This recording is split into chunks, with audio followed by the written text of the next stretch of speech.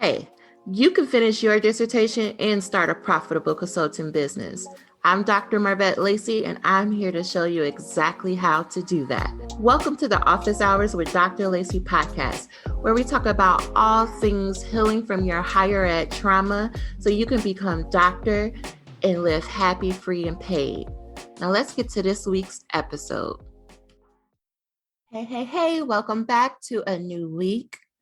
Y'all, at this point, I feel like we all know what it is, even though I've been missing for a couple of weeks. Listen, here's what's been going on. I am in the process of doing a rebrand for the business, and that requires like a new website and photo shoots and a lot of decisions. And so I just needed some time to do all of that because while I love coming up with a plan, and I love having all the ideas, I do not like the minutia. I don't like the very fine details. I don't. And so I need more energy to do that. But everything for the most part is done. And now waiting for designers to put the new website together. And then there'll be more decisions to make and more details to look at. And so that's what's been going on over here in this world. For the photo shoot, I had a few clients come to Chicago and participate. And I just cannot wait for you all to see the big reveal. I think you're going to really, really love it.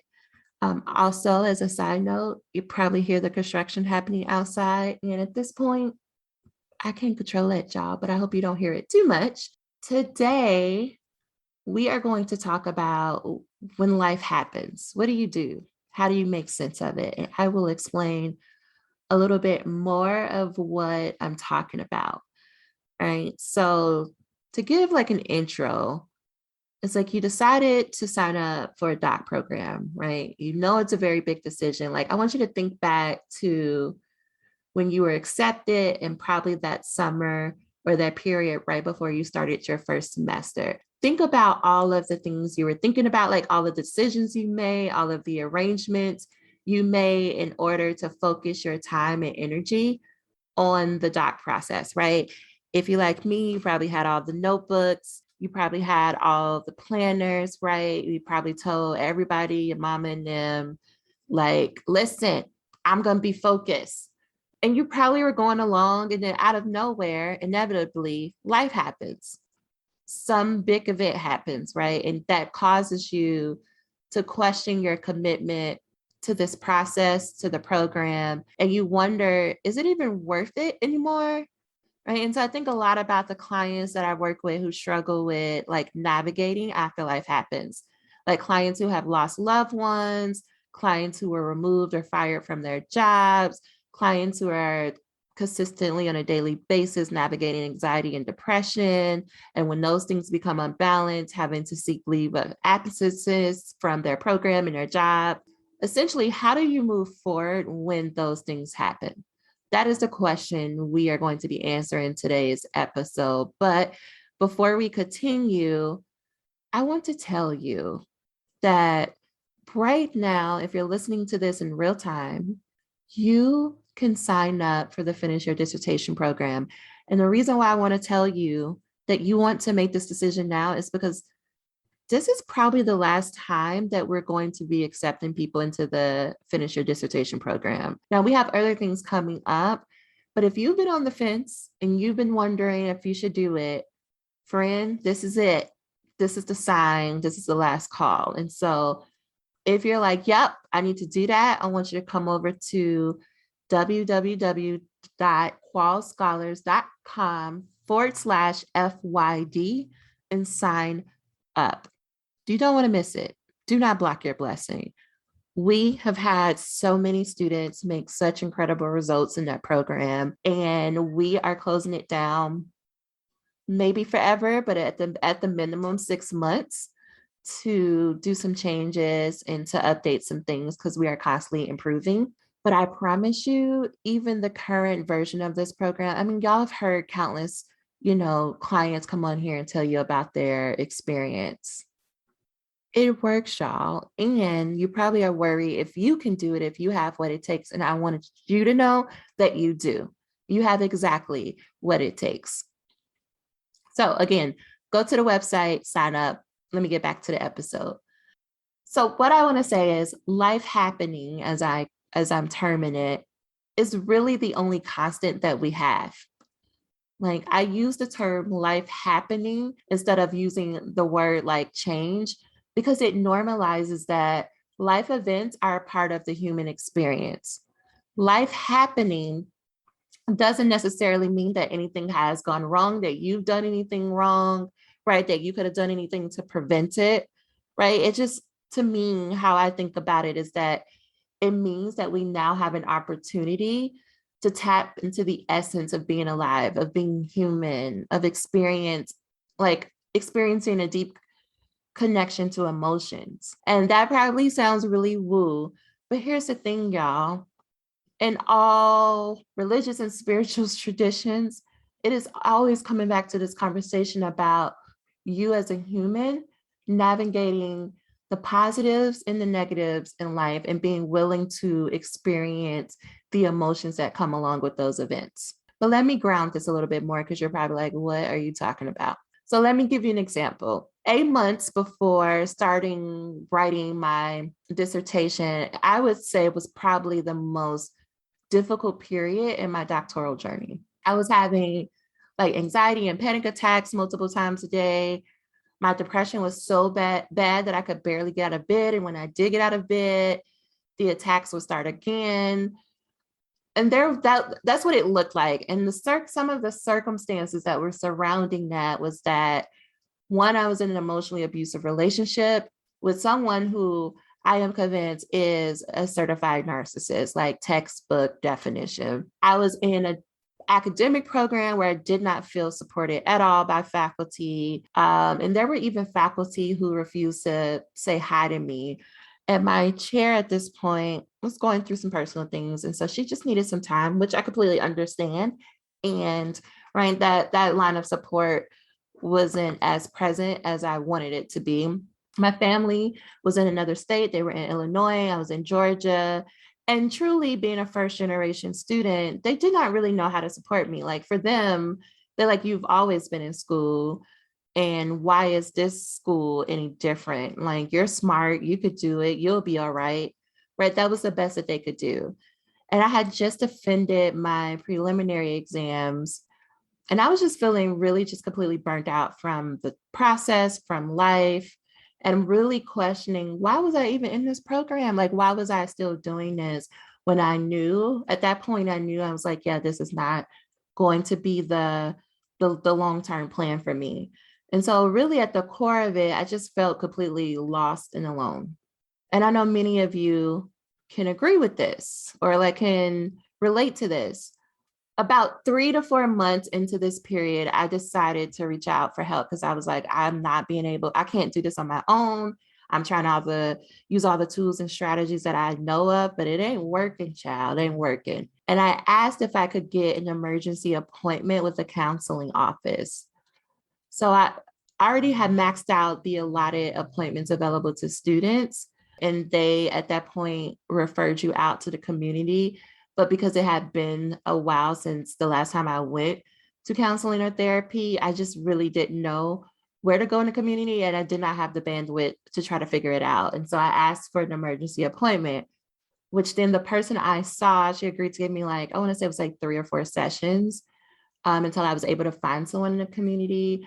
But in one of those sessions, she was like, I really think you need to reconsider exploring medical options. And she referred me to the psychiatrist, which I just need to tell y'all the story of that psychiatrist. My stories with psychiatrists in general, they are very fascinating people, but this is not what this podcast is about. But the psychiatrist prescribed Zoloft, and everyone was able to like refer me out into the community.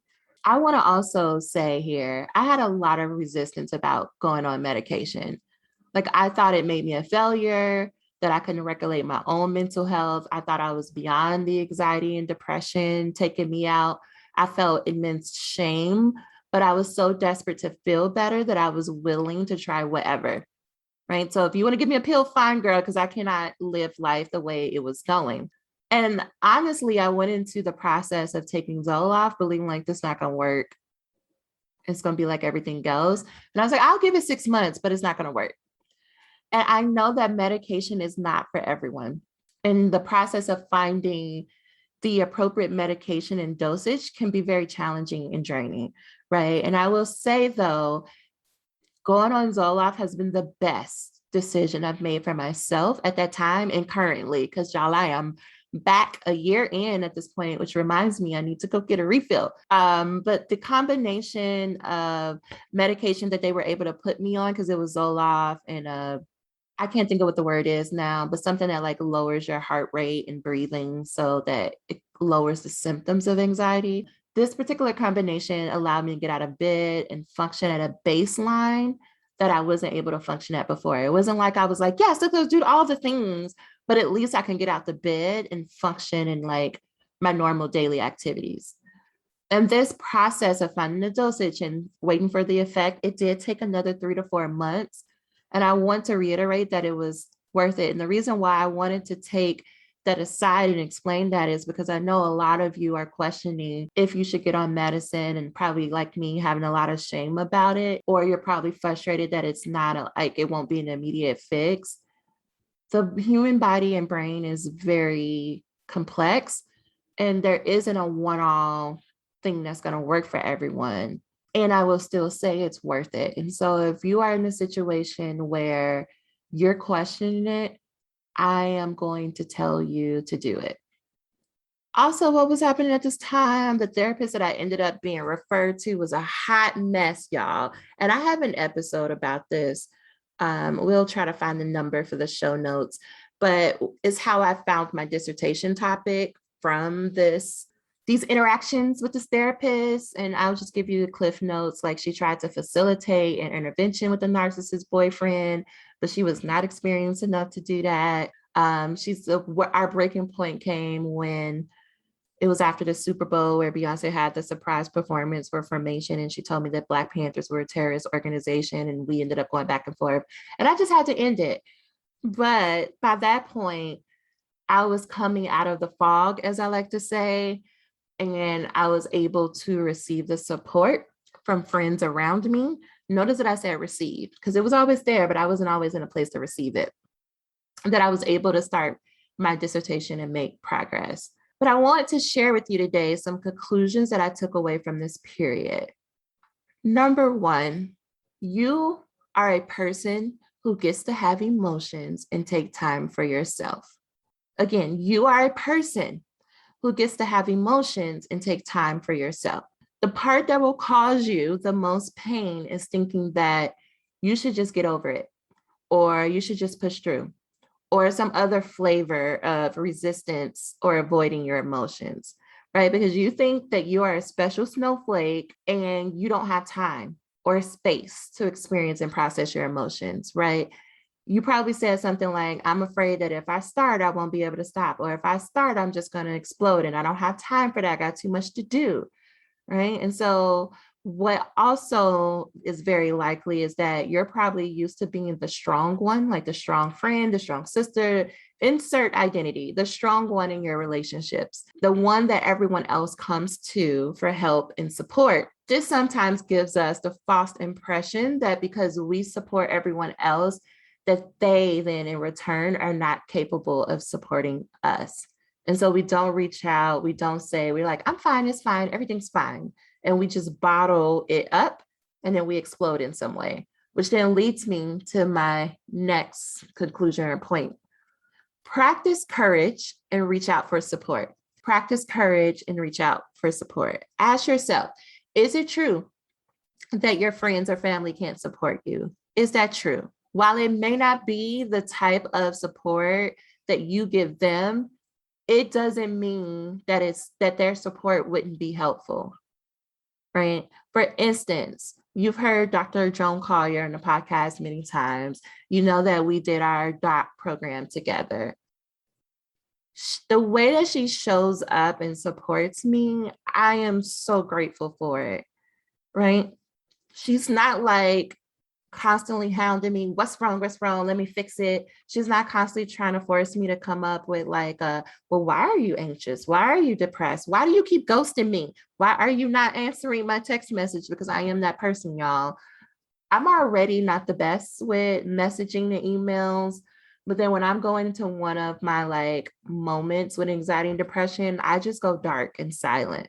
And it's because I don't have the words. It could be like shame is sometimes at play.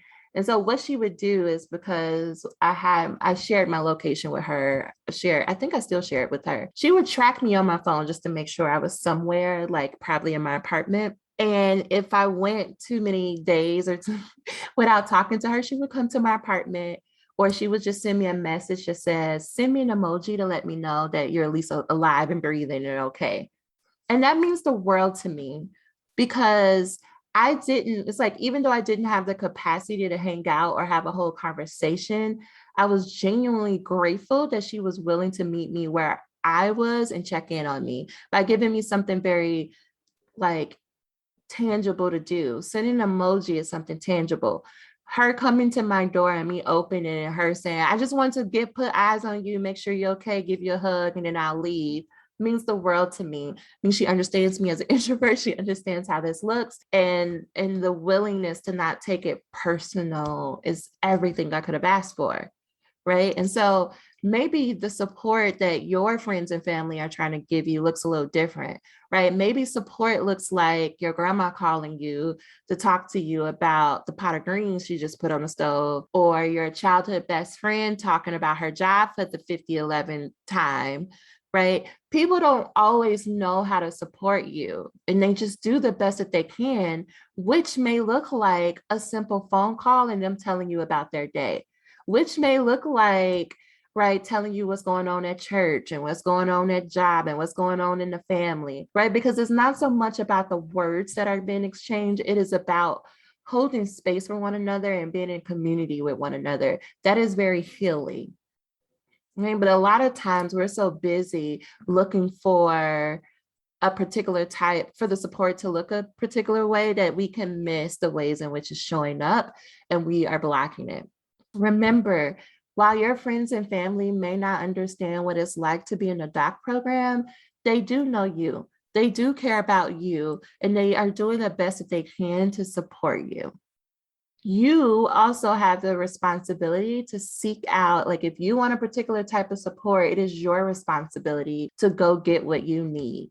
Me reaching out to the counseling office and asking for an emerging session was me like asking for what I need. Me being willing to go to the psychiatrist and take the medicine and seek out the support when the dosage wasn't right was me showing up for the support that was available to me, right? Which then led me to being able to receive additional support. Me reading different books and writing out my thoughts and journaling helped me. And a lot of times people can get caught up in being like, well, nobody cares. And you think that you're waiting for someone to come save you, but how are you showing up for you? And I'm not saying you need to do all the things. I am saying take responsibility. Just because you may be navigating anxiety and depression does not absolve you from your responsibility for you showing up for yourself and getting what you need, which then leads me to point number 3. Accept that it's going to take time and patience. Time and patience. The second part that will cause the most pain is thinking that healing is taking too long. Like you will want to worry about all the things you want to do, need to do, can do as a result of your mental state or as a result of life happening. You will be frustrated with your brain, with your body, because you just want to get back to you want to get back to your regular life or your normal life, right? And you think it's because like you need to do that because people are going to be upset with you, or you're holding the team back, or people are waiting on you to complete projects. And while that may be true, it really is coming down to, you don't really care about them people at that job. What you care about is, 1, what people think of you, and 2, like you really just care about resisting your emotions because you don't want to sit with them. It's like you broke your thumb on your dominant hand and you're frustrated that it hasn't healed in 2 minutes so that you can get back to writing and reading and picking up things.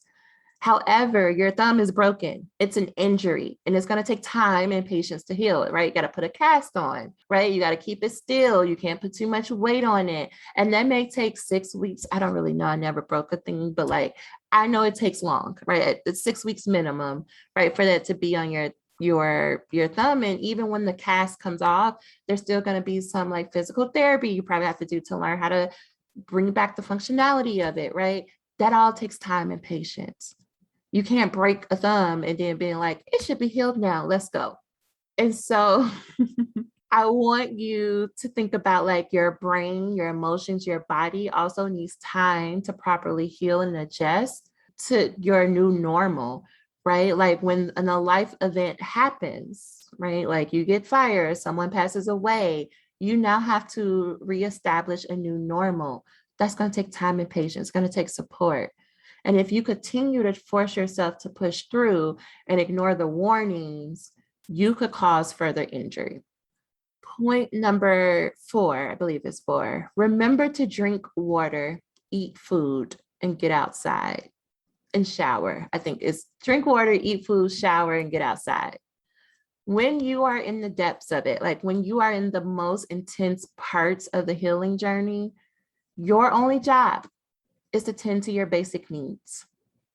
Your job is not to worry about what's happening at work or what's happening in the program. Because if your basic needs are not covered, nothing else can happen. Your body will not allow it. The oldest part of your brain will not allow it. The part that is mostly controlling your brain is very concerned about survival. It doesn't care about a project or an article or a conference proposal. It cares about basic needs. So I would tell you to focus on drinking water, eating actual food, like something with a mama or that was grown in the ground. They also have mamas, okay? Find something with food. Shower. Even if I love a good, scalding hot shower for probably too long, but it just helps me. And going outside, right? Healing cannot happen without you being properly hydrated and having the nutrients and energy to function. Yes, depression will tell you there's no point in doing these things, or that it won't matter, or that you don't feel like it. That's just your brain being a brain because it doesn't want to take the energy. However, for me, there is nothing like either doing like some cold water, hot showers, a good bowl of oatmeal, and some sunshine. Even if I took the hour to do the shower and the oatmeal and go outside for 2 minutes, even if I go and stay in the bed for the rest of the day, it helps. Again, this goes back to the time and patience. Just because you do this once doesn't mean like everything's going to magically improve, but you learning how to set yourself up for a new normal and handling or focusing on your basic needs will get you to that new normalcy quicker than you trying to resist your emotions. And the last one, number 5, figure out your win. So my mindset coach has this saying, and she says, whenever you get into a moment, life happens, you're in intense emotions, figure out your win, WIN. And that stands for what's important now. Asking yourself that question of what is important now, in essence, is like, what is the one thing that you have the capacity to do right now that will make the most impact, right? Is it emailing your advisor to set up a meeting? Is it finishing that one data set for the research team? By focusing on the one thing that is important now and taking action, it will bring relief. It will help you move forward. The goal is not, the goal is not to do everything or overly use taking action to give you the relief and because healing, right, goes back to basic needs. Healing goes back to reestablishing a baseline. Healing goes back to giving yourself the time to process your emotions. However, right, you're still in real life and responsibilities are real. And so it is about how do you reduce the amount of things on your plate to meet the current level of capacity in which you're operating within, right? Like, how do you reduce the number, like, of things that you have to do so that you can make more room for the healing, right? If we go back to the thumb analogy, right? That's just some things you're not going to be able to do. If you're the one who is used to taking all the notes in the meetings, or you're the ones who one who cooks the meals in the home, you're probably not going to be able to do it because your thumb is out of commission. In the same way, right, when it comes to life events or emotions, that's just some shit that's just not going to happen. Some meetings you're not going to attend and people you're not going to be able to talk to. And that's fine. But what are the things, like you thinking, what is going to be my priority, and doing that? Do not try to do all the things, because a lot of you have these very lofty goals because you're not being honest about where you are in your current capacity. And I want you to know, you either make room for healing or your body will make it for you. You do not want your body to sit you down, because you will be in somebody's hospital and you'll be questioning how you got there. There's always options before getting there, and there's always a way forward. And so next week, I am going to have a few clients come on and talk to you about how did they navigate their doctoral experience when life happened, because y'all, some shit happened, okay? And I want to continue this discussion because I know many of you are going through it right now and you are looking for a way forward. And I want to help as much as possible. And I think it's, for me, I know I find it incredibly helpful when I get to hear other people's stories. And so that is what we're going to do next week. In the meantime, I would love to know your thoughts about today's episode and how you are planning to move forward right now. Come on over to Instagram at qual_scholars and let us know. Until next week, please take care of yourselves, and I will talk to you then. Bye for now. Know the perfect person who needs to listen to this episode? Go ahead and share it with them. And if you're feeling generous, make sure you rate and review the show. This lets me know that you're enjoying the content, and it helps other people discover all this goodness that I'm bringing to you every week. Go ahead, share it. Talk to you next week.